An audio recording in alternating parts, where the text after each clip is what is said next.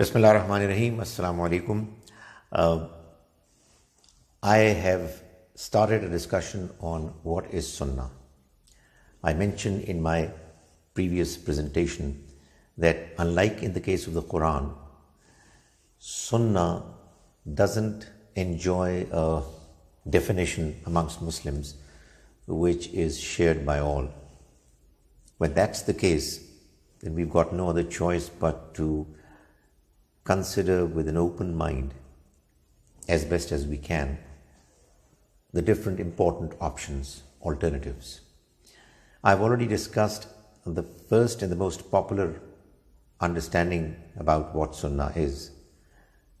That is, many people amongst Muslims believe that whatever the Prophet, may God's mercy be on him, said, did, or silently approved, all of it constitutes Sunnah, which is valid and important for religious purposes for all Muslims.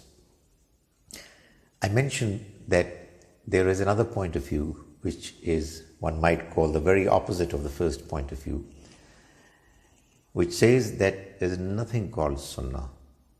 There's only the Quran which the Muslims are expected to understand and follow for them to be able to do well in religion. The people who have this understanding are commonly called Quranists. Quranists.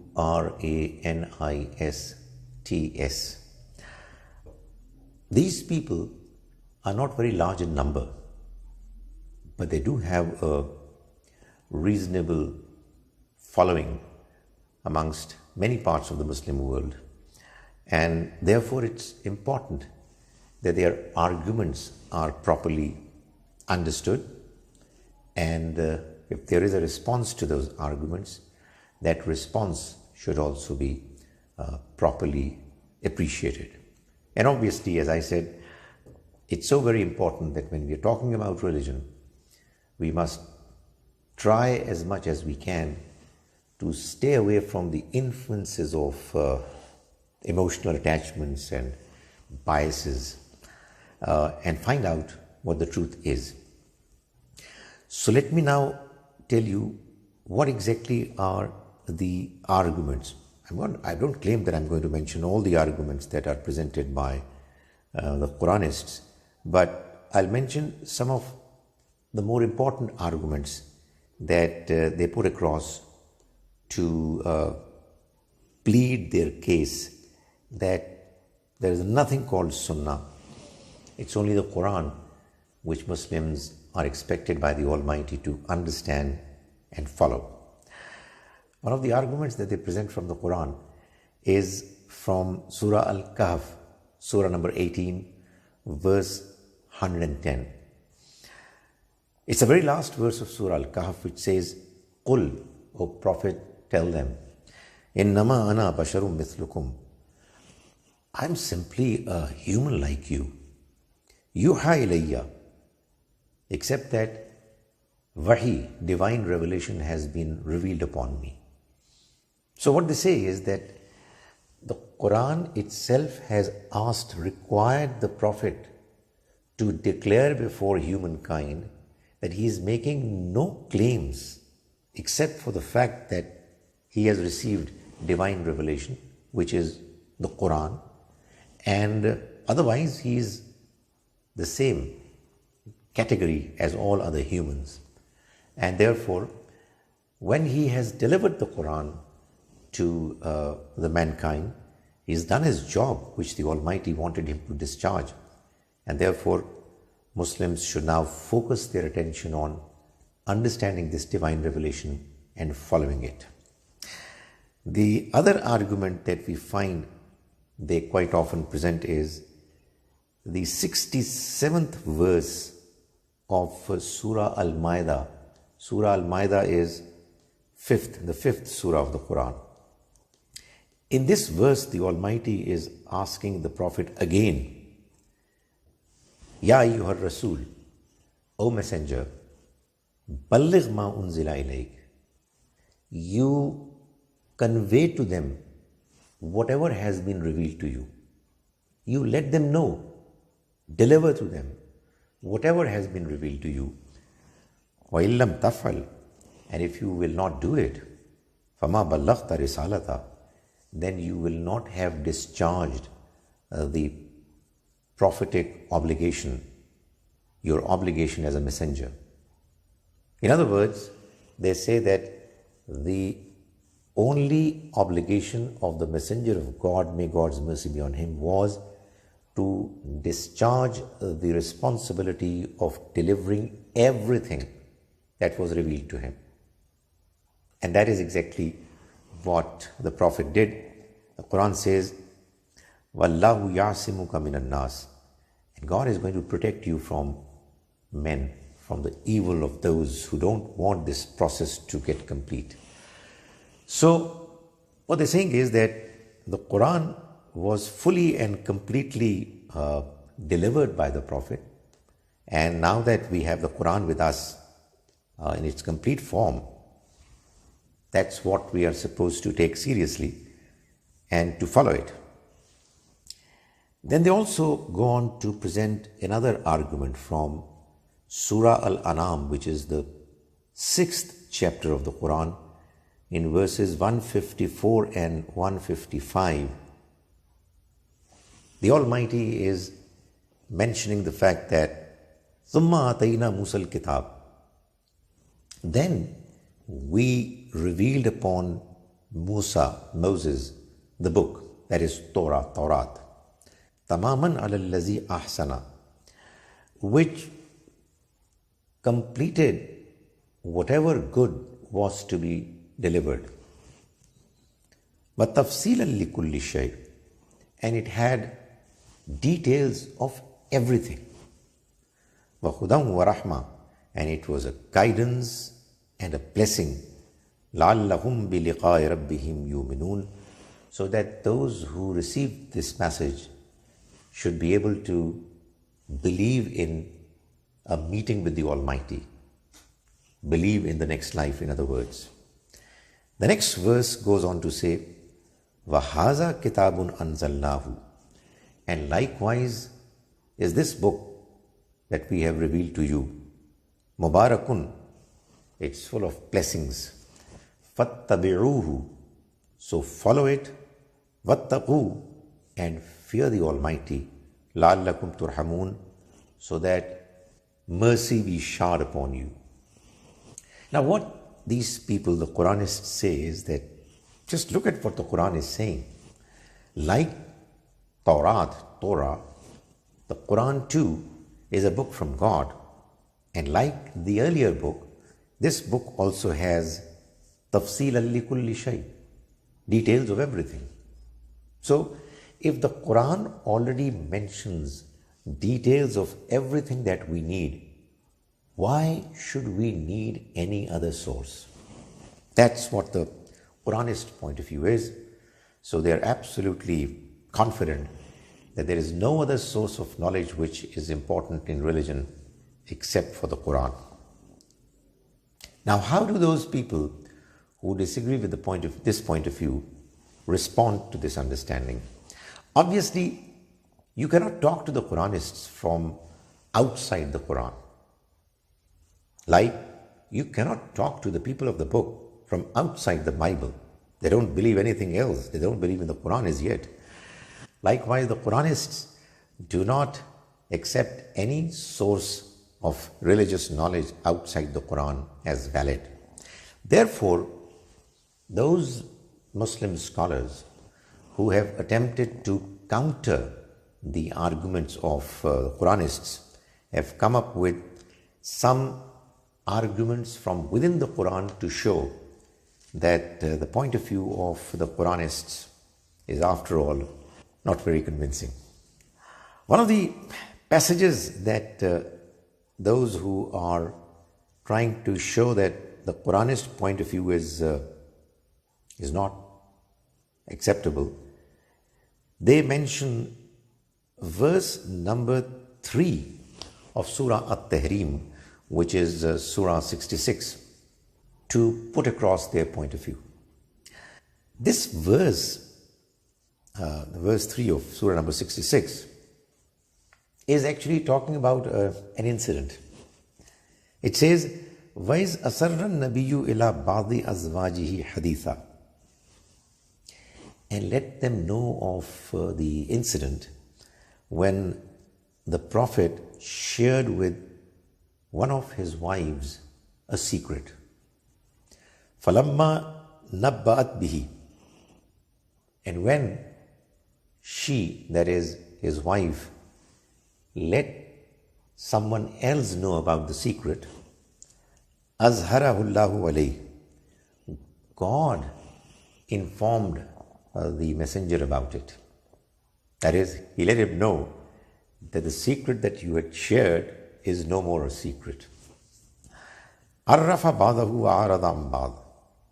He, God, let him know some part of what happened and ignored some other part.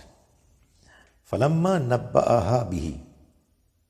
Then, when he let her know about it, that is, when the Prophet let his wife with whom he shared the secret, when he let her know about it, about the fact that she's already let somebody else know about it, قَالَتْ مَنْ أَنْبَأَكَ هَذَا.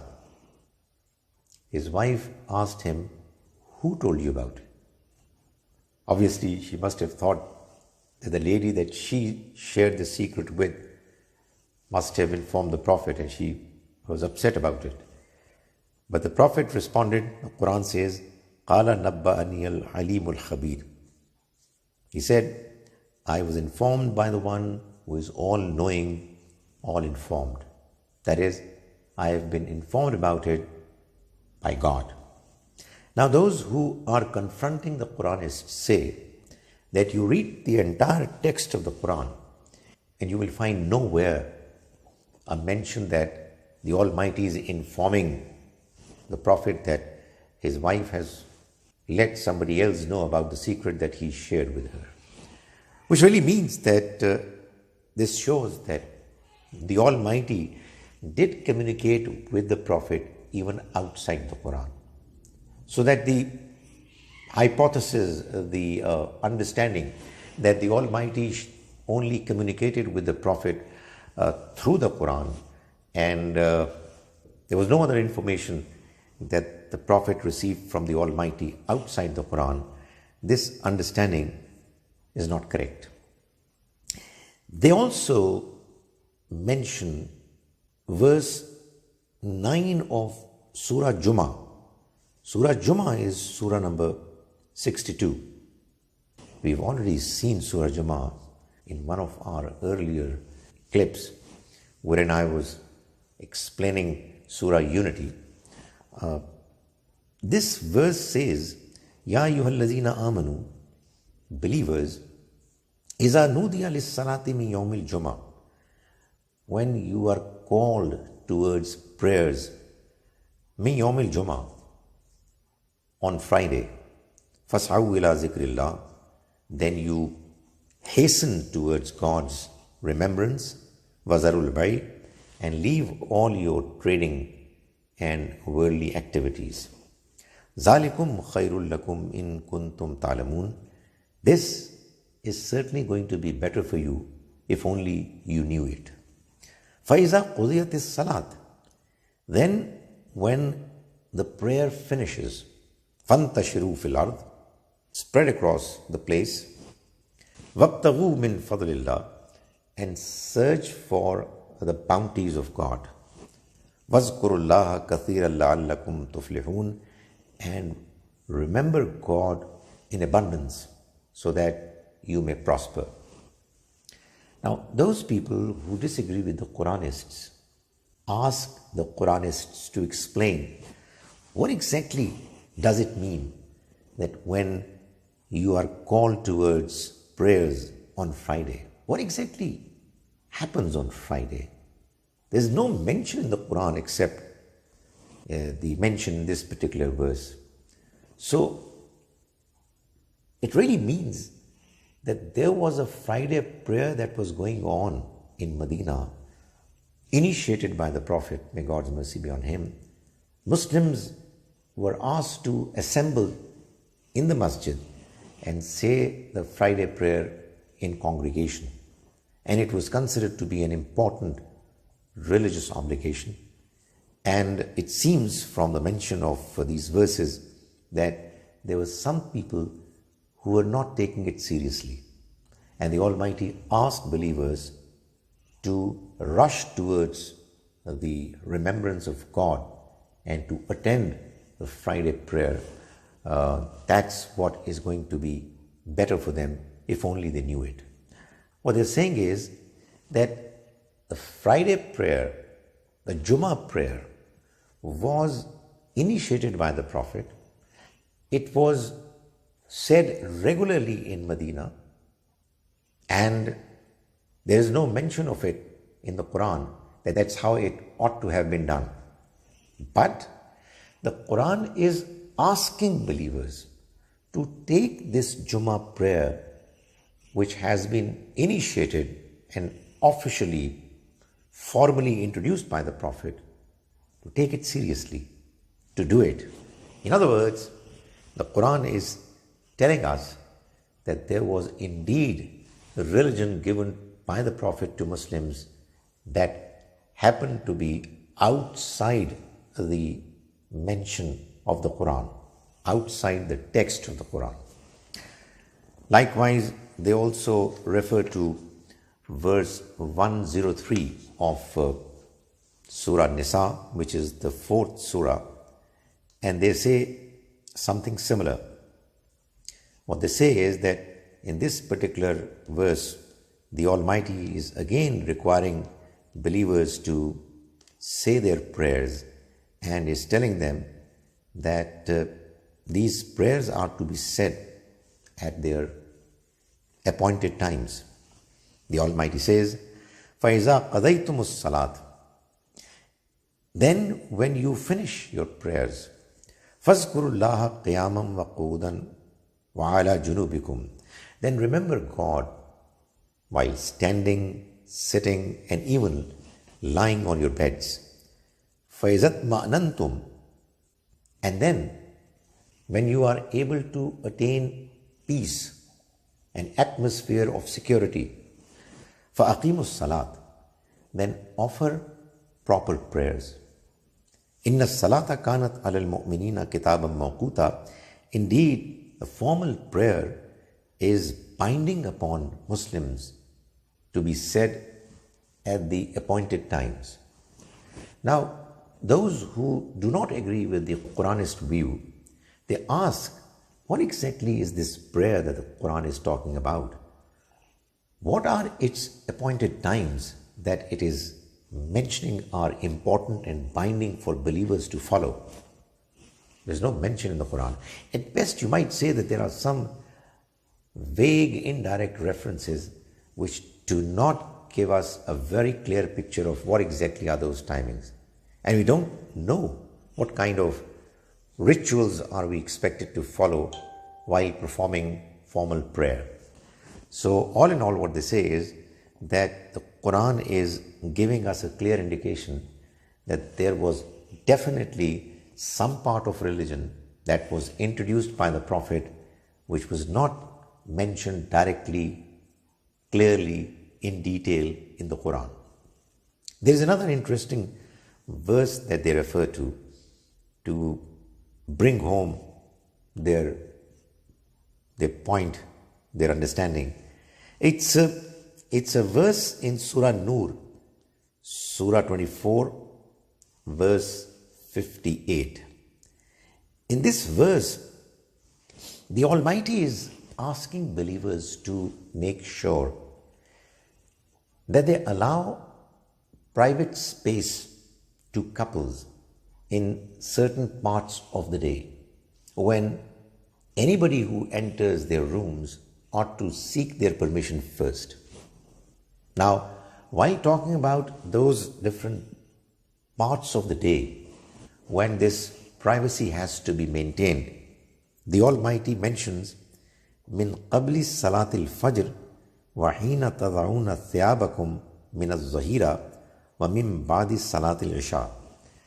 These are three different times of the day, two of which have been expressed in a way that the Almighty is saying, in case of one of them, min qabli salatil fajr, before the fajr prayer.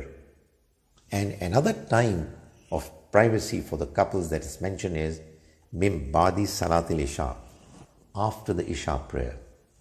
Now those who do not agree with the Quranist point of view ask, what exactly is this fajr prayer? And what exactly is this isha prayer? The only mention of these two prayers that we find in the Quran is in this verse and nowhere else. And the mention has been made in such a manner that the Almighty expects that people already know what Fajr prayer is and what Isha prayer is. Because they have already been introduced by the Prophet. They were already saying those prayers. So in other words, the Quran took the timings of Fajr and Isha prayer as well known to Muslims and asked them to make sure that during these timings they would allow people, couples, complete privacy. In other words, the Quran is acknowledging that there was a part of religion that Muslims were following and practicing outside the Quran, and the Quran endorsed that religion, confirmed it by mentioning some part of it in a way as if it was a part of God's religion and it had to be accepted, practiced by Muslims.